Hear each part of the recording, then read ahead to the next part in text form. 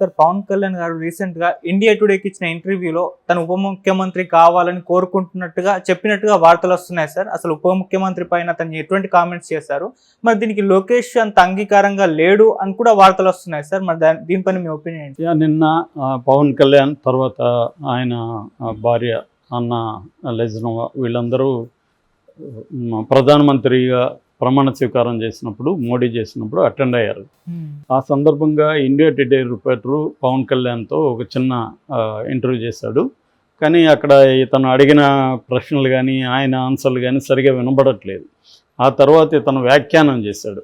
ఎవరు ఈ విలేకరి, ఈ రిపోర్టర్ ఏం చేశాడంటే పవన్ కళ్యాణ్ డిప్యూటీ చీఫ్ మినిస్టర్గా తీసుకోవడానికి సుముఖంగా ఉన్నాడు అనేది ఆయన చెప్పాడు. దాంతోపాటు కాసేపటి తర్వాత ఇండియా టుడే ఛానల్లో స్క్రోలింగ్లో కూడా అది వేశారు, పవన్ కళ్యాణ్ డిప్యూటీ సీఎంగా తీసుకోవడానికి రెడీగా ఉన్నాడని.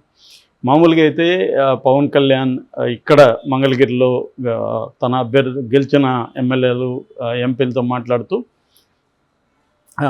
ఆ టైంలో విలేకరులతో మాట్లాడినప్పుడు ఆయన ఏమన్నా అంటే, నాకు జనరల్గా మీరు హోమ్ తీసుకుంటారా అని అడుగుతున్నారు కొంతమంది, ఎందుకంటే మీ నాన్న పోలీసు, మీరు కూడా చాలాసార్లు పోలీసు డిపార్ట్మెంట్ నాకు చాలా ఇష్టం అన్నారు కదా అంటే, లేదు నాకు యాక్చువల్గా ఎన్విరాన్మెంట్ అన్నా, ప్రకృతి అన్నా, వ్యవసాయం అన్నా ఇవన్నీ ఇష్టము అనేది మాత్రం చెప్పాడు. దాన్ని బట్టి ఆల్రెడీ ఇక్కడ ఆయన farm house 8 acres farm house కూడా ఉంది. ఫామ్ హౌస్లో కూడా ఆయన అగ్రికల్చర్ కొంత చేయడం, తర్వాత పశువులను పెంచడం, తోటలు అవన్నీ కూడా ఆర్గానిక్ స్టైల్లోనే సేంద్రియ ఎరువులు అవి వేసి పెంచడం ఇవన్నీ చేస్తున్నాడు. తన చెట్లో కాసిన మామిడి పళ్ళు కూడా ఇతర హీరోలకి వాళ్ళకి పంపిస్తుంటాడని చెప్తారు. సో ఆ రకంగా తనకి వ్యవసాయం ఇష్టం కాబట్టి వ్యవసాయ శాఖ తీసుకునే అవకాశం ఉంది. యాక్చువల్గా సెంట్రల్లో కూడా వీళ్ళకి ఇద్దరున్నారు కాబట్టి ఎవరికో ఒకరికి మంత్రి పదవి వస్తుందని కూడా పుకార్లు వచ్చాయి. ఇటు ఉదయ్కి వస్తుందని కూడా చాలామంది చెప్పారు. బట్ అక్కడ కేంద్రం ఇవ్వలేదు. వాళ్ళ ప్రాతిపదిక ఏంటంటే ఏ రాష్ట్రంలో కూడా ఎంపీలు సంఖ్య ఎంత, తర్వాత గెలిచిన సంఖ్య ఎంత, ఆ పర్టికులర్ పార్టీ బీజేపీ కావచ్చు, ఇతర ఎన్డీఏ కూటమిలో పార్టీలు కావచ్చు, వాళ్ళు గెలిచిన సంఖ్య ఎంత, ఈ రెండింటిని బేస్ చేసుకొని అక్కడ మొత్తంగా 72 మందితో ప్రమాణ స్వీకారం చేశారు. కాబట్టి పవన్ కళ్యాణ్కి ఆ ఛాన్స్ లేదు. ఎందుకంటే ఆల్రెడీ 3 మంత్రులు మన ఆంధ్రప్రదేశ్కి ఇచ్చారు. 2 ఇటు రామ్మోహన్ నాయుడు కావచ్చు, అటు పెమ్మసాని చంద్రశేఖర్, తర్వాత శ్రీనివాసపురం బీజేపీ నర్సాపురం ఎంపీ.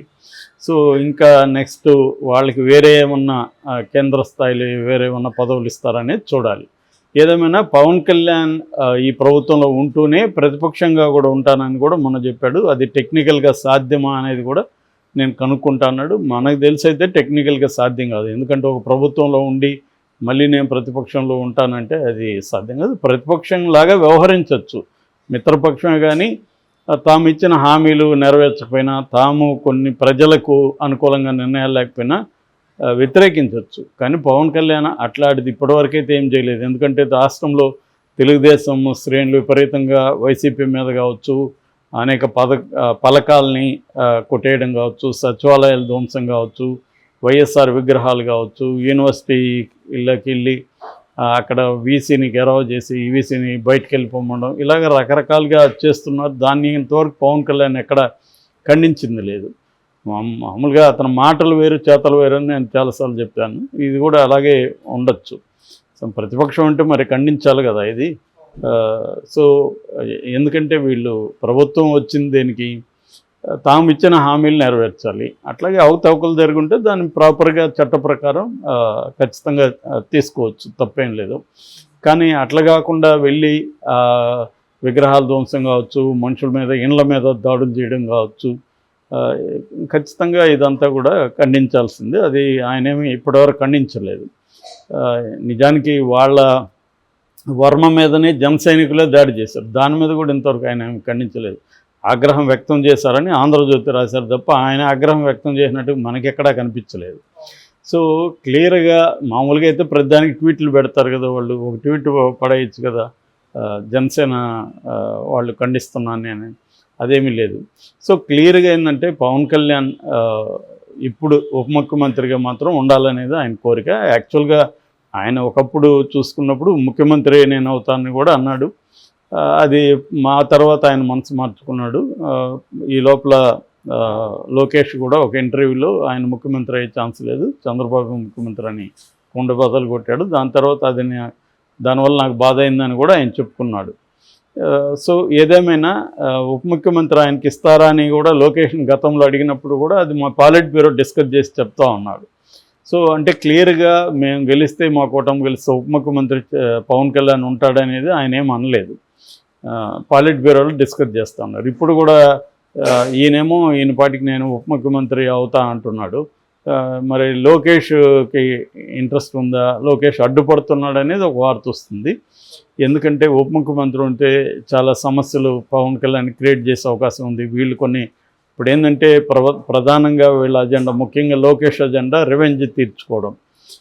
తమ మీద జగన్ ఏవేవి తెచ్చేసాడో అవన్నీ అంతకు 10 రెట్లు తిరిగి ఇచ్చేస్తానని ఎప్పటి నుంచో లోకేష్ చెప్తున్నాడు. నేను మూర్ఖుణ్ణి అనేది తనే అనౌన్స్ చేశాడు చాలాసార్లు.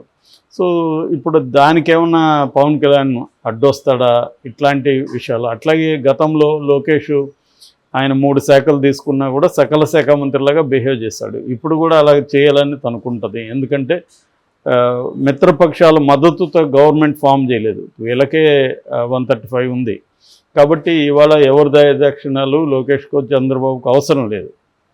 కాకపోతే ఏమంటే మిత్ర ధర్మం ప్రకారం ప్రీ కోయిలేషన్ కాబట్టి వాళ్ళతో కూడా గవర్నమెంట్ని పంచుకున్న తమ ఆధిపత్యం ఉండాలనేది లోకేష్ కానీ చంద్రబాబు కానీ అనుకునే అవకాశం ఉంది. పైగా సెంట్రల్లో కూడా వాళ్ళకి బలం ఇప్పుడు పెరిగింది కాబట్టి. సో ఈ రకంగా తీసుకున్నప్పుడు పవన్ కళ్యాణ్కి లోకేష్కి మధ్య ఇప్పటివరకైతే ఏం కనిపించలేదు బయటకైతే. కానీ ఉప ముఖ్యమంత్రి ఇస్తే ఇబ్బంది అవుతుంది భవిష్యత్తులో. ఎందుకంటే మామూలుగా ఉప ముఖ్యమంత్రులు డమ్మీలుగా ఉంటారు ఎక్కడైనా. మనం జగన్ ప్రభుత్వంలో చూసాం, దాదాపు 5 మంది ఉప ముఖ్యమంత్రులు ఎవడు అంతకుముందు చంద్రబాబు పీరియడ్లో కూడా అంతే. అట్లాగే ఇక్కడ ఉప ముఖ్యమంత్రి ఎవరో కూడా ఎవరికి తెలియదు తెలంగాణలో కూడా గతంలో. ఇప్పుడున్న బట్టి కూడా ఆల్మోస్ట్ డమ్మీ తప్ప ఆయనకేమీ పెద్ద సే లేదు. సో ఇలాగ ఉప ముఖ్యమంత్రులు ఊరికే మామూలుగా 6,000 అంటుంటారు కదా, అలాగే 6,000 లాగా ఉండాలి తప్ప వాళ్ళు ఏమీ నిర్ణయాలు తీసుకునేది ఏమి ఉండదు. కానీ పవన్ కళ్యాణ్తో అలా ఉండకపోవచ్చు. పవన్ కళ్యాణ్ ఎందుకంటే ఆయన కరిష్మా ఉంది, ఆయనంటూ కొన్ని హామీలు ఇచ్చాడు. తర్వాత తను ఉమ్మడిగా కొన్ని హామీలు ఇచ్చారు, అవన్నీ నెరవేర్చేట్టుగా చూస్తానని చెప్తా ఉన్నాడు. అట్లాగే ఎక్కడైనా ప్రజల ఇష్యూస్ వచ్చినప్పుడు తను ప్రజల వైపు వెళ్ళి నిలబడి మాట్లాడడం ఇవన్నీ అతనికి అలవాటు ఉంది. మరి అటువంటి ఇష్యూల్లో ఏమన్నా ఇబ్బంది అవుతుంది. అట్లాగే లోకేష్ సకల శాఖ మంత్రిగా బిహేవ్ చేయాలంటే కూడా ఇబ్బంది అవుతుంది. ఎందుకంటే పవన్ కళ్యాణ్ అండ్ జనసేన కొంతమంది మంత్రులను ఇవ్వాల్సి వస్తుంది. వాళ్ళ మీద లోకేష్ పెత్తనం చేస్తే వాళ్ళు ఊరుకుంటారా అనేది ఒక ఇష్యూ అవుతుంది. మామూలుగా బీజేపీలో అయితే బీజేపీలో తన మనుషులే ప్రధానంగా ఉన్నారు కాబట్టి వాళ్ళకే మంత్రి పదవులు ఇచ్చినా చంద్రబాబు పెద్ద ఇబ్బంది ఉండదు, వాళ్ళు తన కంట్రోల్లో ఉంటుంది. సుజనా చౌదరి కావచ్చు, ఇంకో కామినేని కావచ్చు. కామినేని గతంలో కూడా మంత్రిగా ఉన్నాడు, ఈయనే పంపించాడు. తెలుగుదేశంలోకి చేర్పించింది చంద్రబాబు. ఇంకెట్లా సుజనా చౌదరి చంద్రబాబు మనిషి. అలాగే బీజేపీలో తన మనుషులు ఉండరు కాబట్టి వాళ్ళకి మంత్రి పదవులు ఇస్తే తన కంట్రోల్లో ఉంటారు. కానీ మన పవన్ కళ్యాణ్ కావచ్చు, జనసేన తరపున కావచ్చు ఉంటారా? ఎందుకంటే ఆల్రెడీ తెలుగుదేశం జనసేనల్లో గొడవలు మొదలైనాయి. ఎప్పుడైనా కూడా పవర్ రాకముందు అంత బాగానే ఉండొచ్చు, కానీ పవర్ వచ్చినాక మా వల్ల కూడా మీరు గెలిచారనేది జనసేనకు ఉంటుంది. మీ వల్ల మాకు ఆల్రెడీ 135 వచ్చాయి, మా వల్లనే మీకు పవన్ కళ్యాణ్కి ఇన్ని సీట్లు వచ్చాయి, లేకపోతే అసలు పవన్ కళ్యాణ్ తను కూడా ఓడిపోయింది, ఓటు పవన్ కళ్యాణ్ గెలిపించిందే మా వర్మ అని వాళ్ళకి ఉంటుంది, తెలుగుదేశం వాళ్ళకి. సో ఇలా ఉన్నప్పుడు ఖచ్చితంగా ఇబ్బందులు వచ్చే అవకాశం అయితే ఉంది. మరి దీన్ని పవన్ కళ్యాణ్ లోకేష్ ఎలా చూస్తారు, దీన్ని చంద్రబాబు ఎలా లోకేష్ని కంట్రోల్ చేస్తాడా? ఎందుకంటే గతం ఎన్నికలయ్యే వరకు లోకేష్ని చాలా బ్రహ్మాండంగా కంట్రోల్ చేశాడు చంద్రబాబు. ఎక్కడ లోకేష్ని బయట ఫోకస్ చేయకుండా ఓన్లీ పవన్ కళ్యాణ్నే చేసుకుంటూ వెళ్ళాడు. దానికి ప్రధాన కారణం ఏంటంటే ఓట్ షేర్. పవన్ కళ్యాణ్ జనసేన అభిమానులు ఎవరు కూడా హర్ట్ అవ్వకుండా వాళ్ళ ఈగోని సాటిస్ఫై చేశాడు చంద్రబాబు. మరి ఇప్పుడు అది అవసరం లేదు చంద్రబాబుకి.